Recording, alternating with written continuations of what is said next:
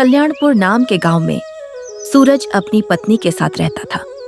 सूरज का एक छोटा सा जूते का दुकान था। उस दुकान के भरोसे सूरज का घर चलता था। एक दिन सूरज की दुकान पर एक अनजान मुसाफिर आकर बोलता है, सुनो भाई, मेरी एक मदद करोगे? हाँ बोलिए ना, क्या मदद चाहिए? वह मैं इस गांव से गुजर रहा था। मुझे आगे के गांव में कुछ काम था, लेकिन मेरे पास एक बहुत कीमती चीज है। मैं उसे साथ में लेकर नहीं जा सकता। क्या तुम मेरे लौट आने तक मेरी अमानत तुम्हारे पास रखोगे? तुम सालों से यह दुकान चला रहे हो और तुम्हारा घर भी पास में ही है। मुझे लगता है मैं तुम पर भरोसा कर सकता हूं, इसलिए तुम्हें दे रहा हूं। मेहरबानी करके मेरी अमानत संभाल कर रखोगे। मेरा जैसे ही काम हो जाएगा मैं वापस आकर तुमसे यह ले लूंगा। तब तक तुम यह पोटली अपने पास रख लो। अच्छा ये बात है, कोई बात नहीं, मैं रख लेता हूं। आप आराम से जाइए। जब आप वापस आएंगे तब मैं आपको आपकी अमानत लौटा दूंगा और आप निश्चिंत रहिए। आपकी पोटली मेरे पास सुरक्षित रहेगी। मैं इसे बहुत संभाल कर रखूंगा। तुम्हारा बहुत बहुत शुक्रिया भाई। मैं चलता हूं, जल्दी लौट आऊंगा। ऐसा कहकर वह मुसाफिर वहां से चला जाता है। घर जाते ही सूरज नेहा को पोटली संभाल कर रखने के लिए कहता है, तो नेहा बोलती है, लेकिन इसमें है क्या और किसने दी है? हम इसे खोल कर देखें, आखिर क्या है इसमें? नहीं नेहा, ये हमारे नहीं, उन भैया की अमानत है जिन्होंने मुझे दी है। इस पर हमारा कोई अधिकार नहीं। तुम इसे खोलकर नहीं देखोगी। वह जब वापस आएंगे तब मैं उसे दे दूंगा। उन्होंने मुझ पर बहुत भरोसा करके ये अमानत मुझे दी है। इसे खोलकर देखना सरासर गलत है। तुम इसे संभाल कर रख दो। अच्छा ठीक है, जैसा आप कहो मैं नहीं देखूंगी। मैं इसे रख देती हूँ। ऐसे ही कुछ दिन बीत जाते हैं। एक दिन सूरज की दुकान पर गांव का एक रईस आदमी जूते लेने आता है। अरे सेठ जी, आप और मेरी दुकान पर आइए आइए। आज तो मेरे दुकान के भाग खुल गए कि आप मेरे दुकान पर आए हो। कहिए ना, आपकी क्या सेवा करूं? आपको क्या चाहिए? वैसे तो तुम्हारे दुकान पर मेरे लायक कोई चीज नहीं होगी, लेकिन फिर भी तुम्हारे दुकान पर सबसे महंगे वाले जो जूते हैं वह दिखाओ। अच्छा ठीक है सेठ जी, अभी दिखाता हूं। फिर सूरज खुशी खुशी अपने दुकान का सबसे महंगे जूते सेठ जी को दिखता है। सेठ जी उस जूते को देखकर बोलते हैं, अरे ये तो बहुत अच्छा है। ये तुम्हारे पास कहां से आया? ऐसे जूते तो शहर में मिलते हैं। तुम इतने महंगे और अच्छे जूते यहां कब से रखने लगे? सेठ जी, ये तो मेरे पास पिछले 5 साल से पड़ा हुआ है। इस गांव में कोई इसे खरीद ही नहीं पाया, इसलिए ऐसे ही पड़ा हुआ है। मेरे दुकान पर सबसे महंगी चीज यही है। हमें यह जूता बहुत पसंद आया। तुम एक काम करो, तुम्हारे पास ऐसे महंगे वाले जितने भी जूते हैं वह सब मुझे दे दो। सूरज बहुत खुश हो जाता है और खुशी खुशी सेठ जी को उसके पास जितने भी महंगे महंगे जूते रखे थे वो सब सेठ जी को दे देता है और सेठ जी निकलने लगते हैं। तभी सूरज बोलता है, अरे सेठ जी, आपने तो पैसे दिए ही नहीं। तुझे क्या लगता है मैं मुफ्त में तुमसे जूते मांगने आया था? तुम तो ऐसे बोल रहे हो जैसे मैं तुम्हारे दुकान से चोरी कर रहा हूं। तुम जानते नहीं मैं कौन हूं।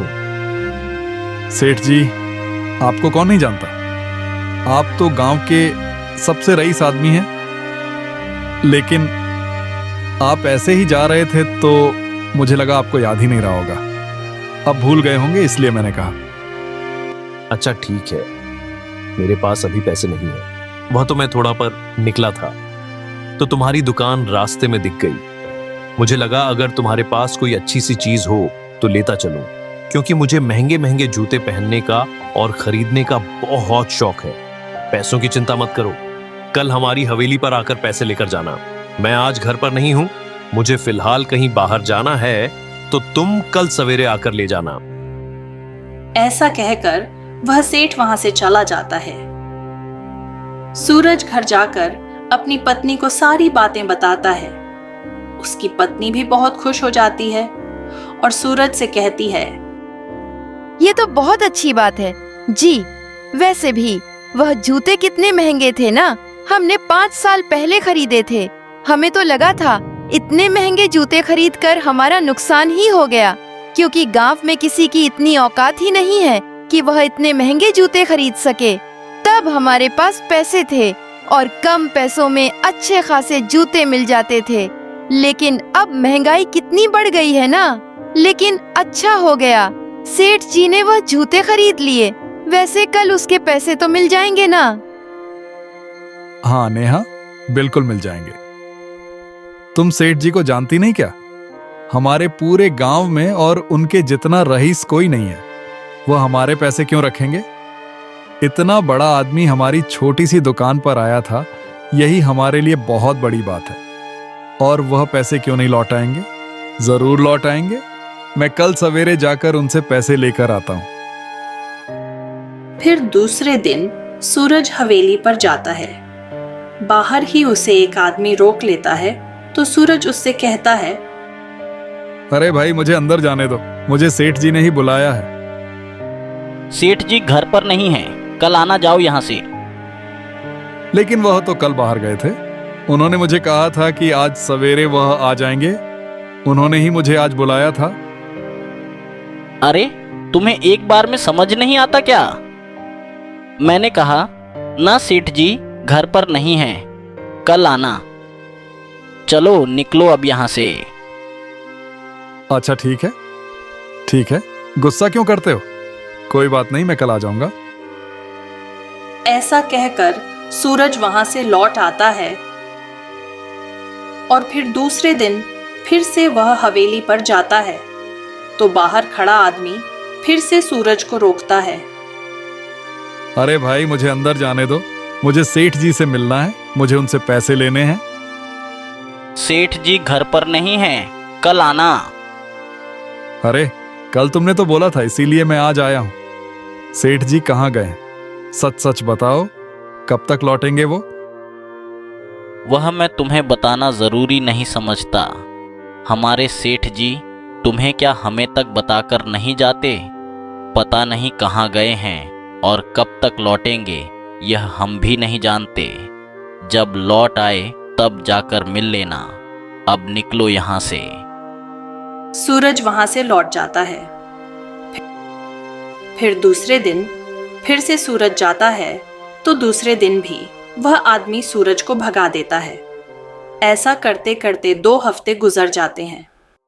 एक दिन सूरज गुस्से से बोलता है, तुम्हारा रोज का हो गया है। आखिर तुम लोग मुझे सच सच क्यों नहीं बताते कि सेठ जी कहाँ गए हैं और इतने दिनों तक क्यों नहीं लौटे? अगर बता दोगे तो मैं रोज रोज यहाँ आकर अपना समय तो नहीं बर्बाद करूंगा। आज तो तुम्हें बताना ही पड़ेगा, नहीं तो मेरे पैसे लिए बिना मैं यहाँ से नहीं जाऊंगा। बस अब बहुत हो चुका, मुझे मेरे पैसे चाहिए। सेठ जी को अभी बाहर बुलाओ। बदतमीज कहीं का, तेरी इतनी औकात, तू जानता है तू किसके बारे में बात कर रहा है? आइंदा सेठ जी के बारे में ऐसी फालतू बकवास की तो तेरे हाथ पांव तोड़ देंगे। तू घर जाने लायक नहीं रहेगा, समझा? अपनी औकात में रहकर बात कर। भिखारी कहीं का, रोज रोज यहाँ भीख मांगने आ जाता है। तेरे जैसा बेशर्म आदमी मैंने अपनी जिंदगी में नहीं देखा। चल अब निकल यहाँ से।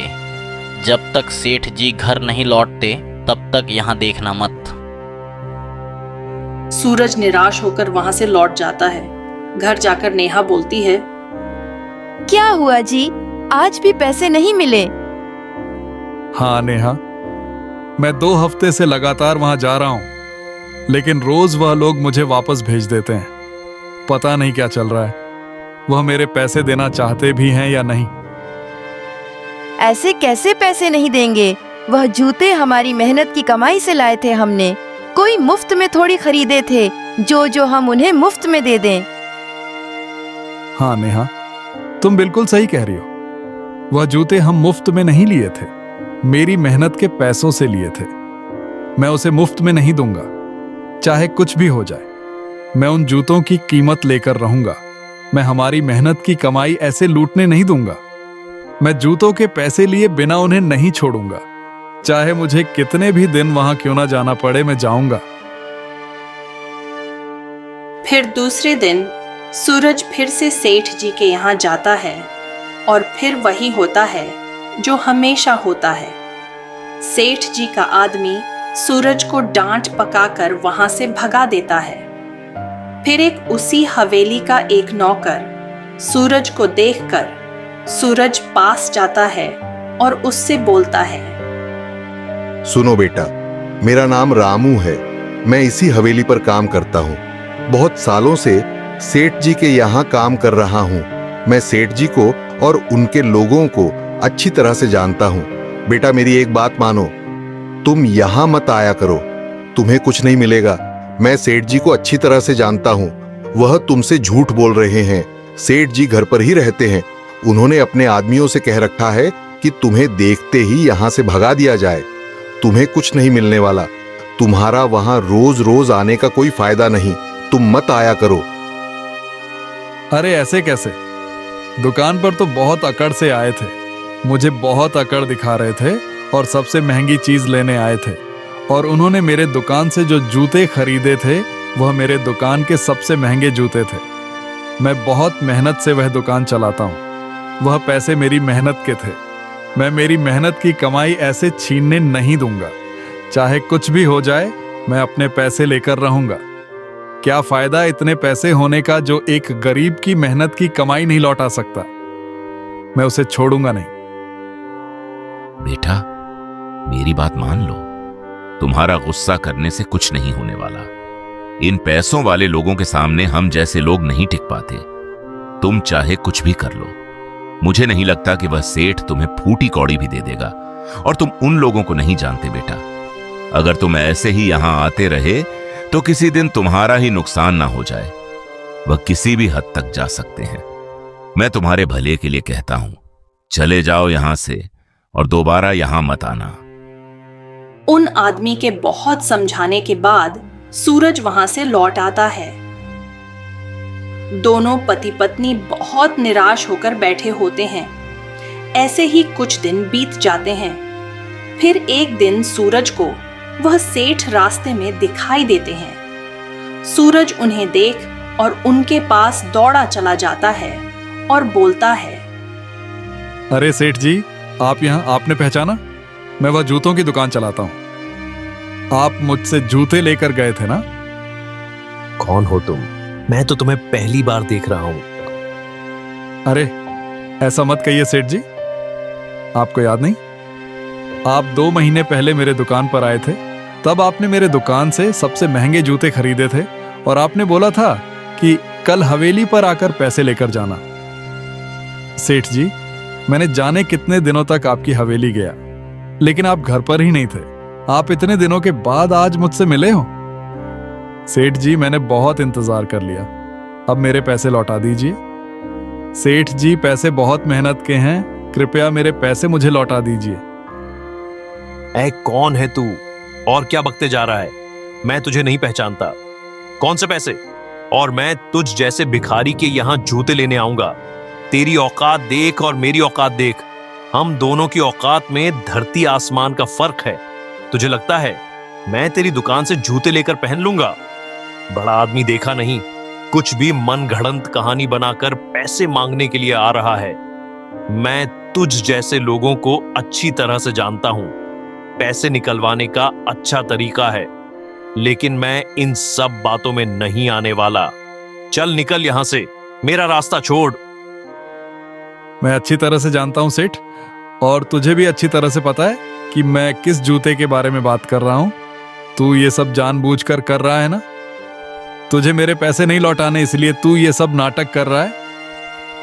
शर्म कर सेठ, गरीब के पैसे खाते हुए तुझे शर्म नहीं आती। और अपने आप को सेठ कहता है। गरीबों की कीमत करना सीख, तभी ऊपर वाला तेरी कीमत करेगा। नहीं तो ऊपर वाले की ऐसी लाठी पड़ेगी कि तू उठने लायक नहीं रहेगा। तेरी इतनी हिम्मत, तू मुझसे ऐसी बातें कर रहा है? रुक, तुझे मैं अभी बताता हूं। फिर दोनों में हाथापाई होने लगती है। सूरज भी सेठ को बहुत मारता है और सेठ भी सूरज को मारता है। सेठ के लोग वहां जाकर बीच बचाव करते हैं और सूरज को ही भला बुरा और गालियां देकर वहां से भगा देते हैं। घर जाकर सूरज की पत्नी सूरज से कहती है, आपको क्या जरूरत थी हाथापाई करने की? अगर वह मन नहीं रहे थे तो छोड़ देते। जाने दीजिए ना मेरे लिए। आपकी जान की कीमत के सामने उन जूतों की कोई कीमत नहीं। अगर आज आपको कुछ हो जाता तो मैं क्या करती? मैं कहती हूँ भूल जाइए, कोई जरूरत नहीं है उन जूतों के पैसे मांगने की। आइंदा आप उस सेठ के घर नहीं जाएंगे। ईश्वर पर भरोसा रखिए और ईश्वर पर सब कुछ छोड़ दीजिए। उस सेठ को ईश्वर ही देखेगा। फिर 2 दिन बाद सूरज के घर पर एक आदमी आकर बोलता है, अरे ओ सूरज, तुम्हें सरपंच जी ने बुलाया है। अभी इसी वक्त चलो मेरे साथ। सरपंच जी ने मुझे क्यों बुलाया है? क्या बात है?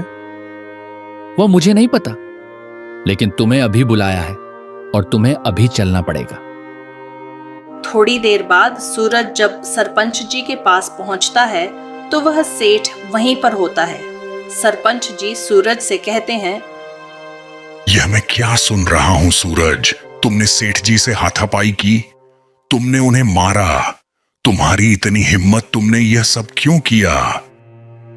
फिर सूरज सरपंच जी को सारी बातें बताता है। सरपंच जी कहते हैं, तुम्हारे पास इस बात का कोई सबूत है कि सेठ जी ने तुम्हारे यहां से सबसे महंगे जूते खरीदे थे या फिर तुम्हारी दुकान पर आए थे? कोई गवाह या फिर कोई सबूत हो तो लेकर आओ। मेरे पास इस बात का कोई सबूत नहीं है, लेकिन गवाह मैं खुद हूं। सेठ जी ने मुझसे वह जूते खरीदे थे। झूठ मत बोलो सूरज। सेठ ने हमें पूरी बात बता दी है कि क्या हुआ था। तुम्हारी हिम्मत कैसे हुई उन पर हाथ उठाने की? तुम्हें इस बात की सजा मिलकर ही रहेगी। तुम्हें इसके लिए सेठ को जुर्माना देना पड़ेगा। ये आप क्या बोल रहे हैं सरपंच जी? किस बात का जुर्माना और मैं क्यों दूं?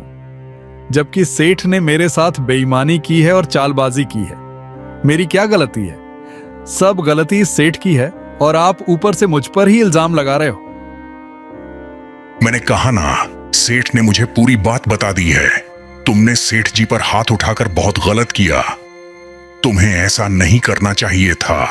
अब इस बात की सजा तो तुम्हें मिलकर ही रहेगी। तुम्हें सेठ जी को जुर्माना देना ही होगा, नहीं तो हम अभी दरोगा को बुलाकर तुम्हें जेल में डलवा देंगे।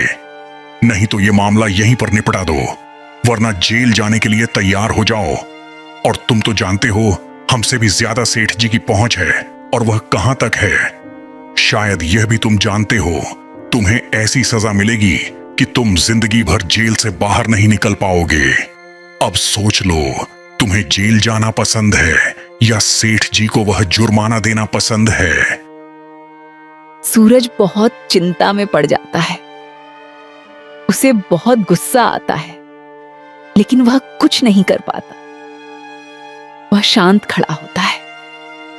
सरपंच जी, मुझे इससे पूरे 25,000 का जुर्माना चाहिए, क्योंकि इसने गलती ही इतनी बड़ी की है, तो जुर्माना भी बढ़ा ही लूंगा। ये तुम क्या बोल रहे हो सेठ जी? गरीब आदमी हूं, छोटी सी दुकान चलाता हूं। मेरे पास इतने सारे पैसे कहां से आएंगे? और तुम्हें पैसे मांगते हुए बिल्कुल भी शर्म नहीं आती। एक तो खुद मेरे पैसे खाकर बैठे हो और ऊपर से सिर उठाकर मुझसे और पैसे मांग रहे हो। ईश्वर से डरो सेठ। तुम्हारा झूठ यहां चल रहा होगा, लेकिन ईश्वर के सामने तुम्हारा झूठ नहीं चलेगा। वह न्याय जरूर करेंगे। तुमने यहां सरपंच जी को अपनी बातों में फंसा लिया, और शायद तुम पैसे वाले हो, इसीलिए सरपंच भी तुम्हारी बातों में आ गए। हम जैसे लोगों का क्या है, बिना सबूत हम पर कोई भरोसा नहीं करता, लेकिन तुम जैसे बड़े लोगों की गवाही ही काफी होती है, चाहे वह झूठ ही क्यों ना हो। बस सूरज, बहुत हो चुका तुम्हारा। एक तो झूठ बोलते हो, ऊपर से हमारे फैसले पर उंगली उठाते हो। सेठ जी ने जो कहा है सच कहा है, नहीं तो वह जुर्माना दे दो, वरना हमें मजबूरन दरोगा जी को यहां बुलाना होगा। आज तक इस गांव के फैसले हमने ही किए हैं, और सारे के सारे फैसले सही साबित हुए हैं। हमने आज तक कभी दरोगा को यहां नहीं बुलाया, लेकिन तुम्हारे मामले में मुझे लगता है मुझे उन्हें यहां बुलाना ही होगा। फिर आगे जो होगा वह तुम देख लेना। हो सकता है तुम्हें इससे भी ज्यादा जुर्माना देना पड़े और सजा होगी वह अलग। सूरज करता भी क्या, उसे मजबूरन यह शर्त माननी ही पड़ी। घर जाकर पति पत्नी निराश होकर बैठे होते हैं, तभी नेहा बोलती है, अब हमारे पास वह दुकान बेचने के अलावा कोई रास्ता नहीं है। हमारे पास तो इतने पैसे नहीं है कि हम इतना बड़ा जुर्माना दे सकें। हे भगवान, यह कैसी परीक्षा ले रहे हो? हमने किसी का क्या बिगाड़ा है जो आज हम पर इतना बुरा समय आया है, जबकि हमने कुछ किया भी नहीं। हमें किस बात की सजा मिल रही है? हे भगवान, हे प्रभु, यह सब गलत है। ऐसा मत कीजिए, ये सब रोक लीजिए। नेहा, तुम ज्यादा चिंता मत करो। मैं वह दुकान बेच देता हूँ और पैसे उस सेठ को दे देता हूँ। मैं किसी से कर्ज लेकर फिर से दुकान खड़ी कर दूंगा। सब ठीक हो जाएगा। थोड़ा समय लगेगा लेकिन सब ठीक हो जाएगा। तुम चिंता मत करो। फिर सूरज अपनी दुकान बेचकर सेठ को 25,000 दे देता है और फिर गांव में लोगों से कर्ज लेकर फिर से किराए से जूतों की दुकान चलने लगता है। लेकिन अब उसकी दुकान पहले जैसी नहीं चलती। लोगों का भी सूरज से भरोसा उठ चुका था, तो लोग उसके पास जूते लेने नहीं आते थे और कर्जदार बार बार आकर सूरज से अपने दिए हुए पैसे मांगते। अरे ओ सूरज, बाहर निकल। बस अब बहुत हो चुका। मैंने तुम्हें बहुत मोहलत दे दी, अब और नहीं। मुझे आज मेरे पैसे चाहिए। मैं पैसे लिए बिना यहां से नहीं जाऊंगा। माफ करना भैया, लेकिन कुछ दिन और इंतजार कर लीजिए। वह क्या है ना, मेरी दुकान से आजकल कमाई ना के बराबर हो रही है। उसमें तो मेरा घर भी ठीक से नहीं चल पा रहा। मैं आपके पैसे कहां से दूंगा? कुछ दिन इंतजार कर लीजिए। मैं कुछ ना कुछ करके जल्द से जल्द आपके पैसे लौटा दूंगा। मेरा यकीन कीजिए। तू इतने दिनों से मुझे यही कहकर बेवकूफ बना रहा है। बस अब और नहीं, मैं ज्यादा इंतजार नहीं करूंगा। मैं तुझे 1 सप्ताह की मोहलत देता हूं। अगर 1 सप्ताह बाद तूने मेरे पैसे नहीं दिए तो मुझसे बुरा कोई नहीं होगा। ऐसा कहकर वह आदमी वहां से चला जाता है। सूरज और उसकी पत्नी चिंता में पड़ जाता है। सूरज की पत्नी सूरज से कहती है, अब क्या होगा जी? हम इन लोगों के पैसे कैसे लौटाएंगे? जी, मैं क्या कहती हूँ, आपको याद है आपकी दुकान पर आकर वह एक आदमी पोटली देकर गया था। मुझे लगता है उसमें जरूर कोई कीमती चीज होगी। शायद हमारी कुछ मदद हो जाए। जब वह आदमी आएगा तब देखेंगे क्या करना है। तब तक शायद उस पोटली से हमें मदद मिल जाए और हमारी मुसीबत से छुटकारा मिल जाए। आप उस आदमी से कह देना कि गुम हो गई थी और कुछ दिनों की हालत मांग लेना। जो कुछ भी होगा हम उन्हें बाद में लौटा देंगे। नहीं नेहा, कैसी बातें करती हो? चाहे कुछ भी हो जाए, मेरी जान क्यों ना चली जाए, मैं उनकी अमानत को हाथ तक नहीं लगाऊंगा। उस पर मेरा कोई अधिकार नहीं है। ये गलत है। तुम भी ये बात अपने दिमाग में बैठा लो। नेहा, मुझे लगता है दुकान के भरोसे अब कुछ नहीं होने वाला। मुझे कुछ और काम देख लेना चाहिए। मैं कल ही काम की तलाश में निकल पड़ता हूँ। चाहे कोई भी काम मिले मैं कर लूंगा।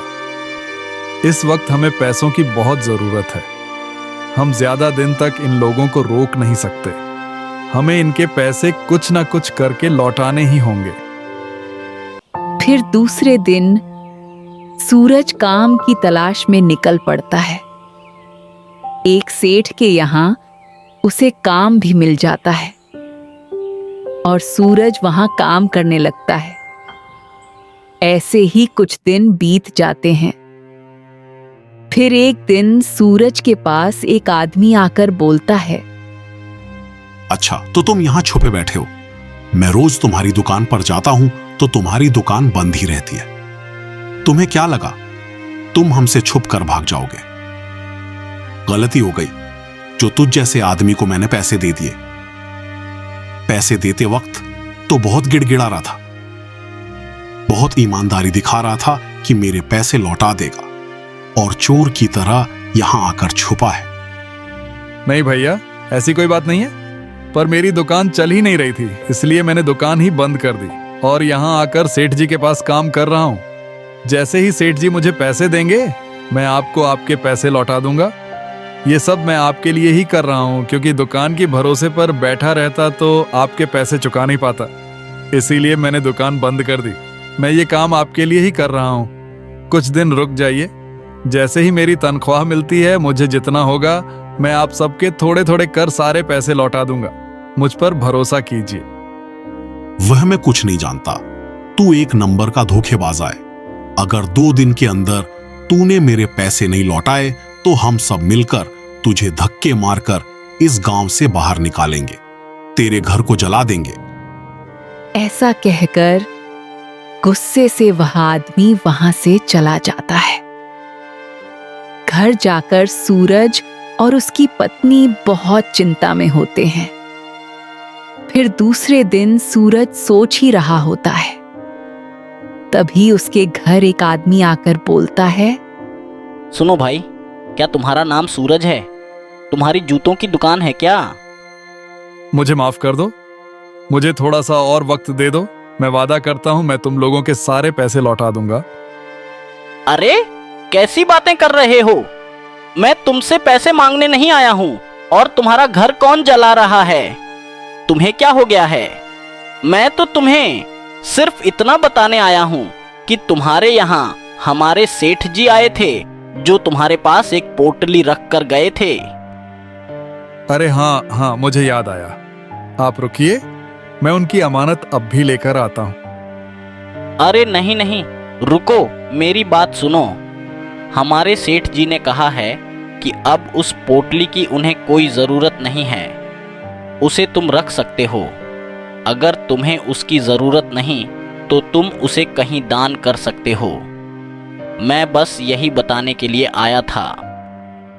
यह बातें सुनकर सूरज को विश्वास ही नहीं होता। वह उस आदमी से कहता है, क्या क्या तुम सच कह रहे हो? मुझे यकीन नहीं हो रहा।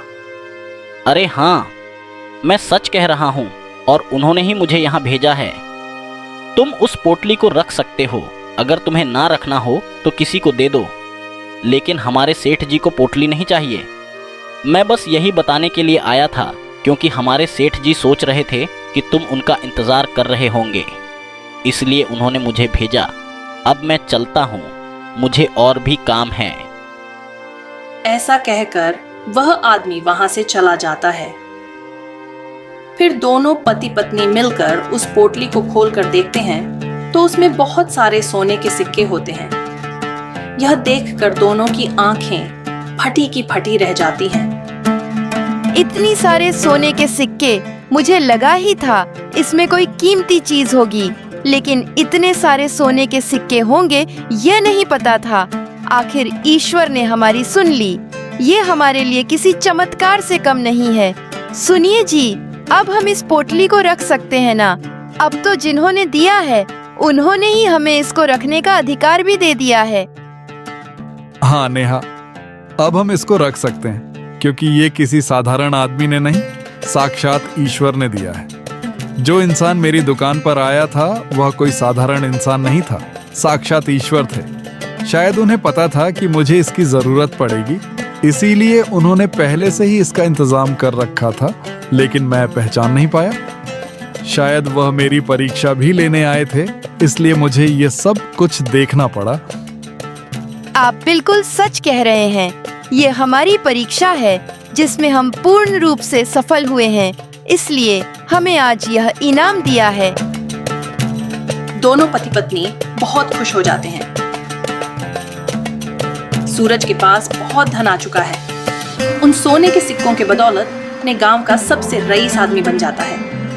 वह गांव में अपना एक बड़ा सा आलीशान घर बनाता है और उसमें बहुत सारे नौकर चाकर होते हैं। गांव में जब भी किसी को जरूरत पड़ती है, सूरज सबसे आगे जाकर उसकी मदद करता है।